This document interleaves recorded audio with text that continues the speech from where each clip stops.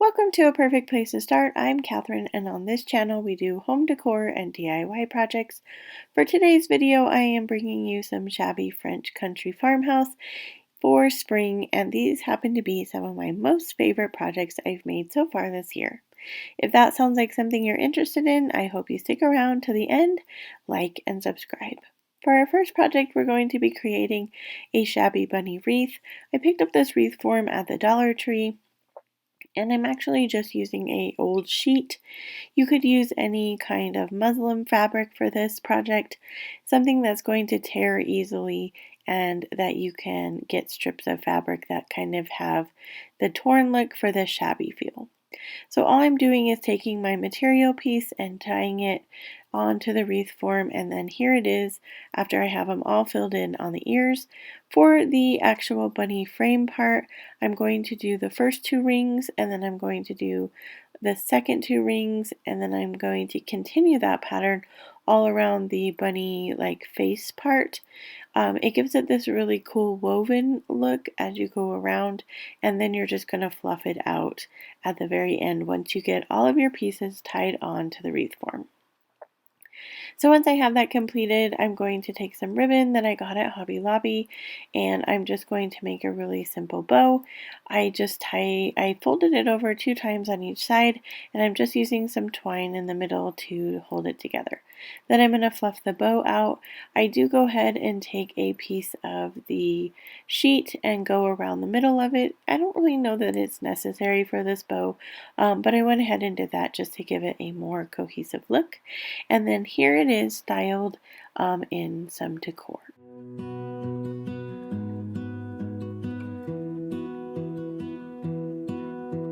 I lose my breath whenever I see you.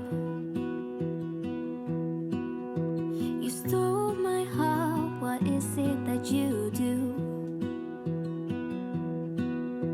My life was great till you added color. So for our second project, we're going to make a shabby hoop wreath, and I was having a lot of fun with the muslin this time.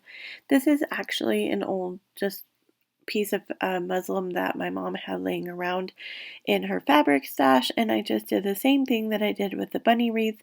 I cut it into strips, and I'm just going to tie it the same way around my hoop. So I had a embroidery hoop, and this is only one piece of the embroidery hoop.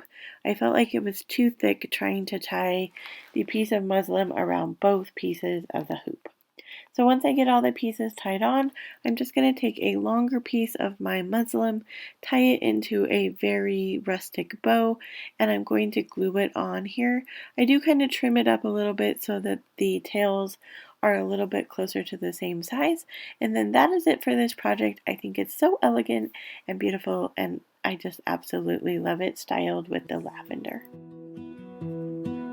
Like the moon needs the sun, we don't care about the others. You set my world on fire.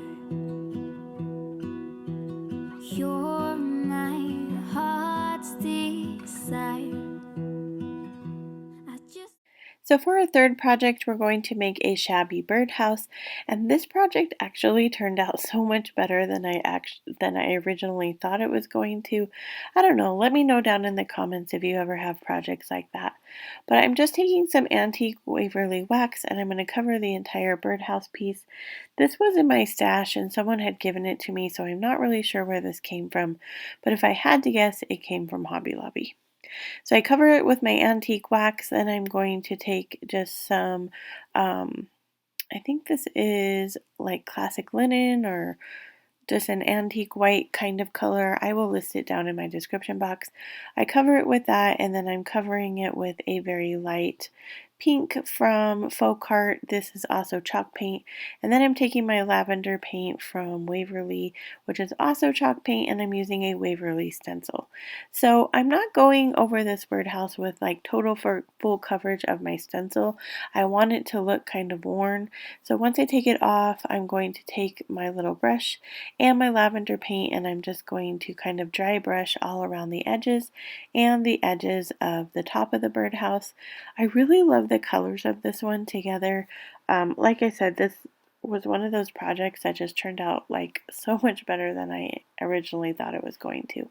So then I just took a little wooden dowel that I got from Hobby Lobby and a bird. This bird also came from Hobby Lobby, and it was over in the fairy area. So if you're looking to find some birds, I found it kind of in the wedding section. I'm just going to go ahead and glue the little stick there for the perch, and then glue my bird to the perch as well. To give it one final touch, I just took some wired ribbon that also came from Hobby Lobby, and it kind of matches the pink in the birdhouse.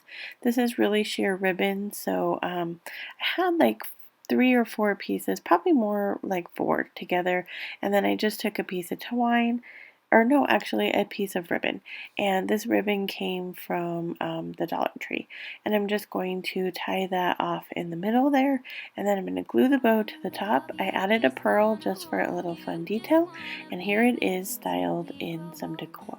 Tell me you'll stay or take me away. I want you for myself every single day. You set my world on fire. You set my world. So this next project is a farmhouse table runner, and this was really easy. I picked up this table runner at, I think, Dollar General. I'm not 100% sure, but I think it came from Dollar General. And all I'm going to do is take my same muslin pieces, and I folded them in half, and then I'm just going to tie a knot at the top. Using some hot glue, I'm going to glue these as tassels along the edge of my table runner. This is super easy. You're going to go ahead and complete the same process on both sides. I want to show you here just quickly how to make them really close to each other, or how close they should be together, to give it like it's a sewn on look. So once I have the first one on, I kind of push them together just so that they're pretty close together, and it gives it this really fun look. You can't really even tell that they're hot glued on rather than sewed on once you get them all on there, because they're super close to each other. And I absolutely loved how this turned out, and it was so easy, and there's no sewing required. I don't know what I'd do without you. You make me smile. What is it that you do? My life was great till you added colors. Like the moon is the sun, we don't care about the others. You set my world on fire.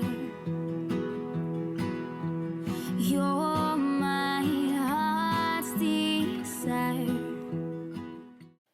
For this project, it's going to be a French country planter, and this was actually just a really easy project. I had this planter, it came from the Dollar Tree, and I had already painted it with white Waverly chalk paint, and I decided to just give it kind of an upgrade, and I'm just using some black acrylic paint. I don't go over it really well with my stencil, and I do that on purpose because I want to give it that kind of worn vintage feel. Then I'm going to take my sanding block, and I'm just going to go over the entire planter with my sanding block. I have this lavender that I picked up at Walmart, and I absolutely love how this turned out. It has a really fun country vintage feel to it. Oh, take me away. I want you for myself every single day. You set my world on fire. You set my world on fire. I just want you. I just need you. I don't know what it is you do. I just want you. I just need you. I don't know what it is you do. I just wanna love you, just wanna hold you, just wanna be with you till we grow old. Just tell me you'll stay. Well, that is it for today's video. If you stayed to the end, I absolutely appreciate it, and I hope you hit that like button. If you're interested in some more shabby farmhouse decor, check out these videos up here, and as always, wherever you are in your journey is a perfect place to start, and I will see you in my next video.